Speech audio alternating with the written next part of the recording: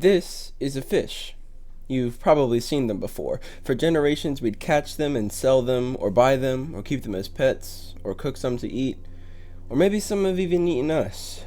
But this particular fish is not just a fish. It's also a letter. No, not the letters you mail. A letter as in a character of an alphabet. But which alphabet? Well, this picture of a fish is a picture I've gotten from Google after putting in the words hieroglyphic fish. But what's a hieroglyph? I Googled the definition for the word.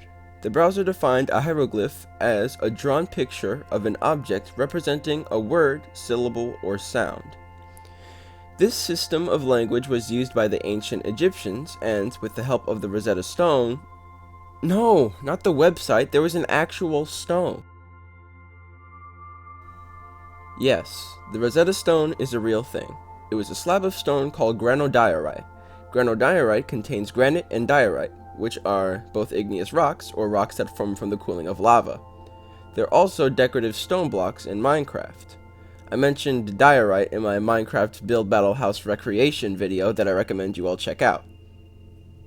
So the Rosetta Stone contained inscriptions of 3 copies of the Decree of Memphis, a decree issued by Ptolemy V 200 years before Jesus Christ was born. Each copy of this decree was in a different language, and 2 of these were Greek and ancient Egyptian hieroglyphics. Thanks to the Greek translation of this decree, today it's much easier to tell which ancient Egyptian hieroglyphics mean what, including the fish. In ancient Egyptian hieroglyphics, this fish can be translated to D. So next time, when you go fishing with a relative and you catch a bite, tell them, I caught a D. You wouldn't even call it fishing anymore, it would be D-ing. And you would do it with a D-ing rod or a D-ing net. When you go to the aquarium, you see lots of D. Mark Kurlansky's book that I read about in middle school would be called A World Without D. Aquaman from DC Comics can talk to D. Disney and Pixar's movie Finding Nemo is about duh. Dorothy from Elmo's World is a duh. And if you go to McDonald's, you could ask for a fillet of duh. Wait, hold on. I just noticed something. Something pretty duh-y. How did this happen? How did fish become the letter D? I wanted to have some delicious salmon croquettes tonight, but now I'm eating my own words. Literally. There must be some explanation to how fish became one of the letters we use today. That's because there is. After the hieroglyphic fish created by the ancient Egyptians, there was the Dalith. This was the Adam and Eve of the letter D. Dalith was a character first used by the Phoenicians. The character was an alphabet of a different generation of languages known as this. I'm not gonna try and pronounce that, sorry. But other examples of languages that use this alphabet are Arabic and Hebrew. Sure, these languages use Dalith, but English doesn't. So what was made after the Dalith? Enter the delta. Now, delta is a Greek letter, and it's what you get if you rearrange the letters in Dalith and remove the H. Some people spell it Dalit. I just say Dalith because I think it sounds cooler.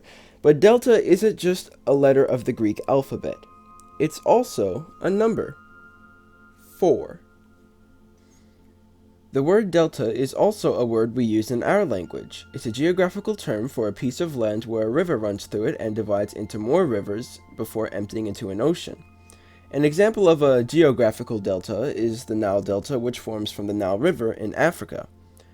As the river multiplied itself into the smaller rivers that make up this delta, the smaller rivers spread out in a triangular shape. I suppose this is what inspired the shape of the uppercase delta letter of the Greek alphabet. Delta can also be used in scientific formulas explaining how some things are measured, like speed. The formula for speed is delta D over delta T. This means the change in distance divided by the change in time. So here delta is representing the change in fill in the blank. So the Greek version of the letter D was used in way more ways than the Dalith was, but it's still not what I'm looking for. We've gone through the entire development of D, from what it first was to what it is now. The first people to use the same D in our language were the ancient Romans. The ancient Romans spoke Latin, and Latin happens to be the language that gives us the letter D. But there was another way that the letter D was used, and only by the ancient Romans was it used in this way. They made it a numeral. Okay, I know I said Greece used delta as a number 4, but the Romans made D a number much larger. First, there was the I. It represented 1. Next came the V, which represents 5. It was actually used in Ptolemy V's name. They didn't say the 5th, they just used the letter V. After that came the X, which represented 10. Then there was the L. This stood for 50. The next numeral was the C, or 100, and then there was D, 500. Thank you all for 500 subscribers.